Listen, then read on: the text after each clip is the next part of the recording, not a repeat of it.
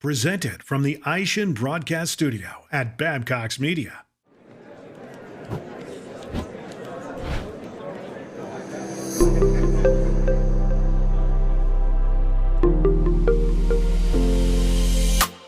Hello, everyone, and welcome back to another episode of Business Casual. I'm Emma Henderson, Managing Editor of Aftermarket News. With me today is Ambrose Conroy. He is CEO and founder of Seraph. How are you doing today? I'm well, Emma. Thanks for having me on again. Of course, and you are one of our tariff experts. You're actually our first repeat guest on this podcast, and it's because in this short period of time, we've already seen so many changes happening in the market and in the supply chain. So let's dive in. The first question for you is, what is the scope and application of tariffs impacting the aftermarket currently? We're still getting clarity. There's a lot that's changing. There are framework agreements that are coming into place. There's a lot of pressure on parts that contain steel and aluminum. We're seeing tariff rates holding steady. We're not seeing a lot of increases at this point. I think the biggest risk that we see for change right now is China. The event that just happened with President Xi having Putin and Kim Jong-un there is really interesting. That was a show of force. And that is, I think, something that the tariffs were designed to help ease. We're trying to equalize the playing field in manufacturing. There are a lot of aftermarket parts that come from China right now. And I think that's going to give some really great opportunities for people that can source from other markets.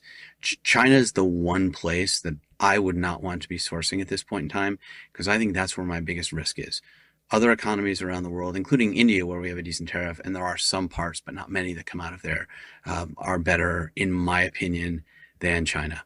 China, I think, is the hardest place to source from, and I don't see that easing anytime soon. I think it's only going to become more complicated. Europe is seemingly stable. We can talk a little bit more about that in a minute, but I think Europe is set up with a framework agreement. The framework agreement is 15% tariffs up to 25% tariffs on some goods, with some steel and aluminum kickers on top of it, stacking tariffs. That becomes fairly painful. So parts out of Europe could be hard, but Mexico, Canada, the US is a good place. Other countries in Asia can be good. It's really about understanding the tariffs that are impacting the specific part that you have. And a lot of this comes down to looking at the individual tariff codes. It's hard to give a generalization.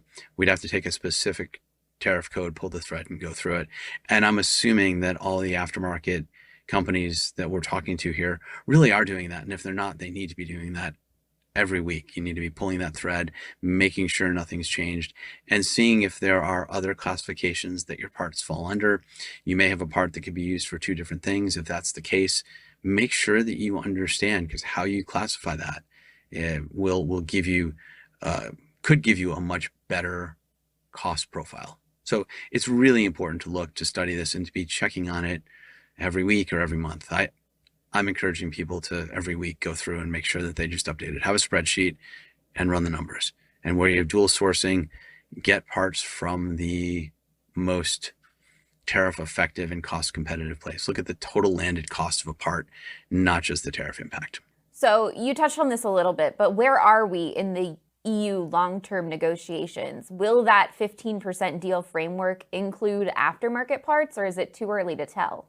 Right now, I think some aftermarket parts are caught up in the overall automotive tariff. And I'm sitting in Dublin, Ireland right now, and Ireland takes over the head of the European Union next year. So it's an interesting place, and right across the street from us is where the government buildings are. So I had a conversation earlier today with some people in the government here, and it's very interesting to hear what they're saying. It does not sound like the tariffs are fully in place. It's a framework agreement right now, and there's a lot that needs to get sorted out. The steel and aluminum tariffs, not for Ireland, but for others in the EU, seem to be a real sticking point. So I don't think that is fully fleshed out and fully in place. I know it's not fully fleshed out and fully in place. we're going to have to wait and see what's going to happen. And I think there's risk that if there's pushback over steel and aluminum, and there's a lot of pressure on those two commodities because the tariffs are higher, to lower. The U.S. really wants to rebuild the steel and aluminum markets, so it's important. From an aftermarket perspective, I think we're going to continue to see volatility coming out of Europe. I don't think we're going to see tariffs come down. I think tariffs will go up. And I think we'll probably talk a little bit about how the court case is going to impact that. But I think there's real pressure right now for tariffs to go one way, and that's up.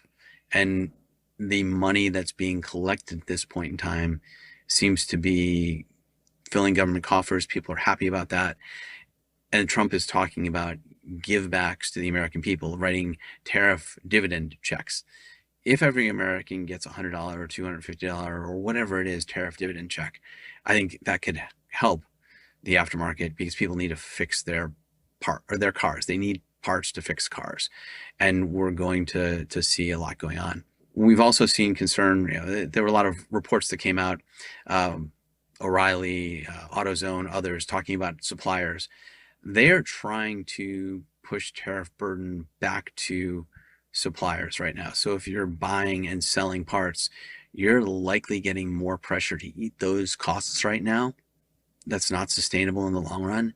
So we'll see those prices likely go up. It's going to be interesting to see how that lasts. And I think the EU is one of the least stable points right now in that chain. There's a framework agreement. It has to get solidified. It'll have to get approved and move through. And I'm hearing that things have stalled.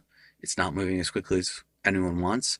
And we need just stability in some of these agreements. If we have stability, if we know what the tariff rate is in the different economies, we can plan and we can source appropriately. But right now, it's really hard for an AutoZone or for Napa or for a large parts distributor to know where they should be sourcing from. And it's even harder for a small shop to be ordering parts. I know some shops that have been ordering using de minimis parts from Europe or parts from other parts of the world. That exemption is now gone. So it's becoming increasingly challenging. And you asked about Europe tariffs. It's not locked in. It's still volatile, and we have to watch it very closely. I think that's how I'd leave it. And it's hard for smaller operations to have to spend so much time focused on how do tariffs impact me. It's a distraction from the normal business. But unfortunately, it's one of the key drivers that everyone has to be aware of these days. Absolutely. So heading back stateside for a minute, with pending court cases on the legality of tariffs imposed under the Emergency Economic Powers Act, should companies expect lower rates anytime soon? Or, where do we sit with that? I mean, my answer is a hard no. Okay. I think the government has seen a path to money.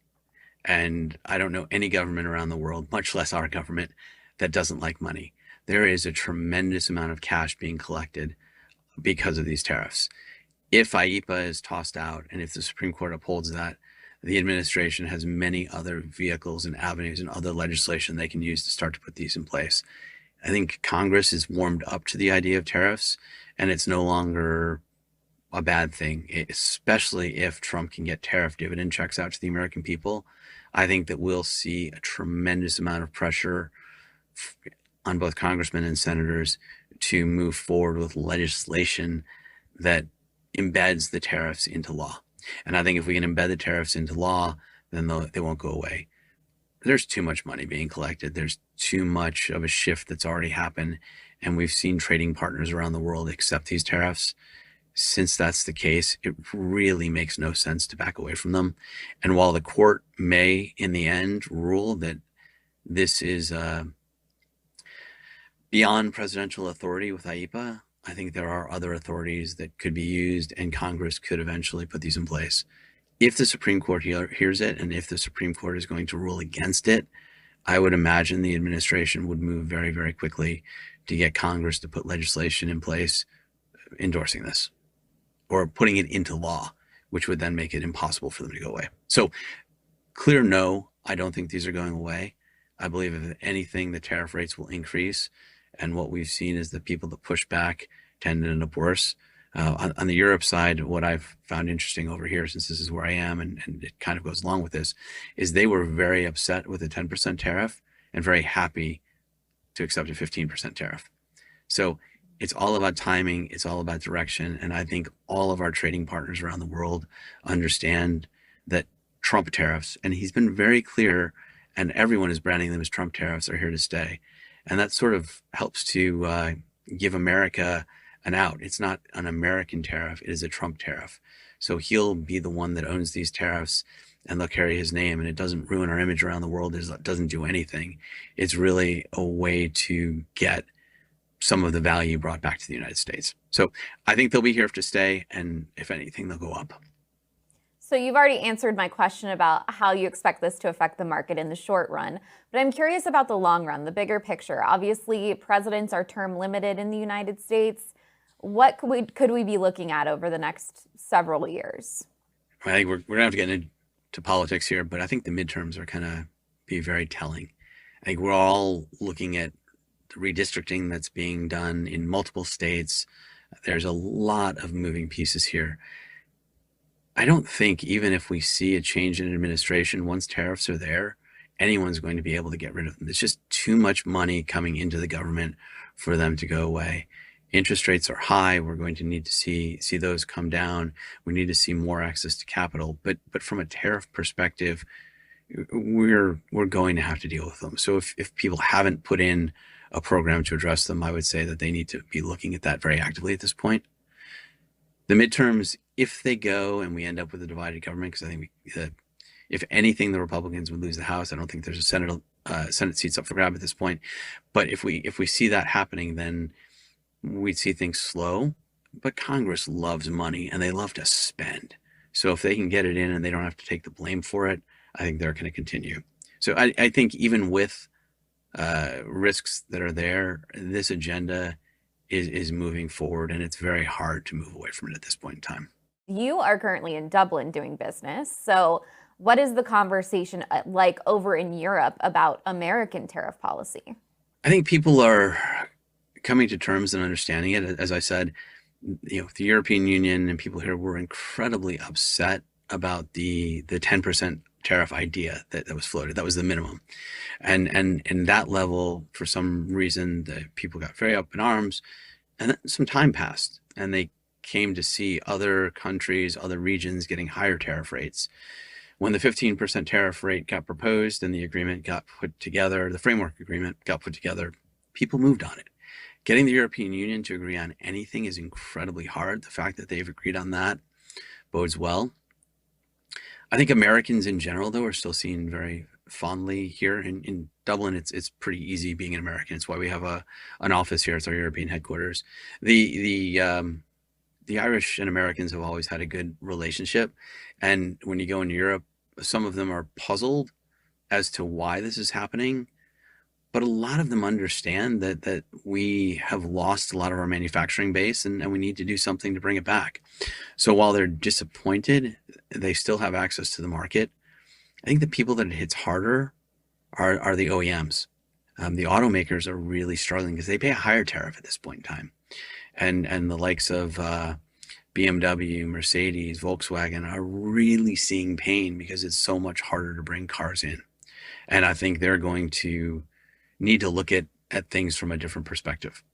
But I also think there's an opportunity as we see these tariffs go up for firms that traditionally didn't look at parts from the supply base that supplies OE parts to look at those, because there may be opportunities for OE parts to be very close in price to some of these aftermarket parts. And if that works, it's still an aftermarket part, but if you can get a higher quality, and whether it's a higher quality or not, it's arguable, but a lot of the OE parts go through a lot more testing. So I would conjecture that it is a slightly higher quality and more tested at least. We know that those parts, if they're similar in price, can offer better value for some customers. And you may be able to charge more for them. And that might offset some of the tariff burden that people are having to eat at this point in time. So Americans and American companies are seen well. People are frustrated with the tariffs. They believe that it's costing them money. but everyone's accepting it at this point in time, which for me is an interesting position. The only tariffs that they're really talked about actively are the steel and aluminum tariffs. And so, do you think these tariffs will lead to repairs on European vehicles becoming more expensive or time consuming? And how can import shops prepare?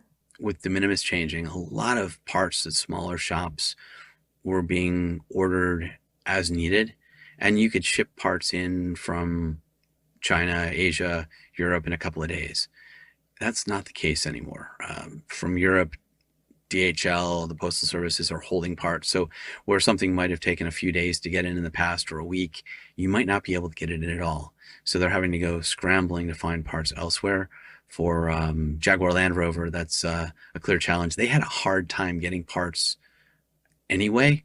Their supply chain for aftermarket was broken, and smaller shops that service those vehicles have struggled to get some of those parts. I talked about it before. I had an LR4 that had an engine issue, and getting parts was really challenging for that. Japanese cars tend to be better. Korean cars, I'm not seeing much delay there.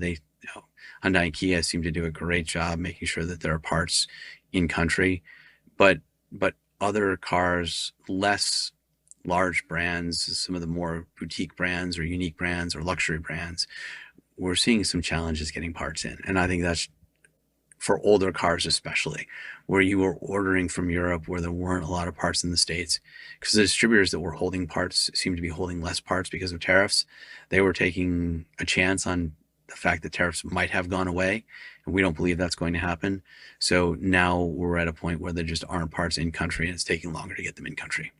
So if I have a BMW, I can potentially be seeing a longer repair time and higher expenses to get that car repaired. If you have an older BMW, you will likely see a longer repair time and higher expenses to get that repaired. Gotcha. I think it's the cars that aren't using the same parts as current production models. The older cars, the older the car gets, the harder it always is to repair it to get those parts. And as you get 10 years or more, and those cars are on the road now for 13 plus years, we need those parts. And if we're trying to import them as we need them, it just takes more time. There's a lot more regulation. And that's going to make the jobs of smaller shops hard. And it's going to mean consumers are waiting, and vehicles will be off-road while they're waiting on parts. That's painful for everyone. Well, Ambrose, I hate to end on this note, but I really appreciate you coming in. I know we had some significant updates since the last time we had you on an episode of Business Casual. And of course, if any big changes continue to happen, we'll probably have you on again. So thank you so much for joining us. And thank you to everyone else for watching.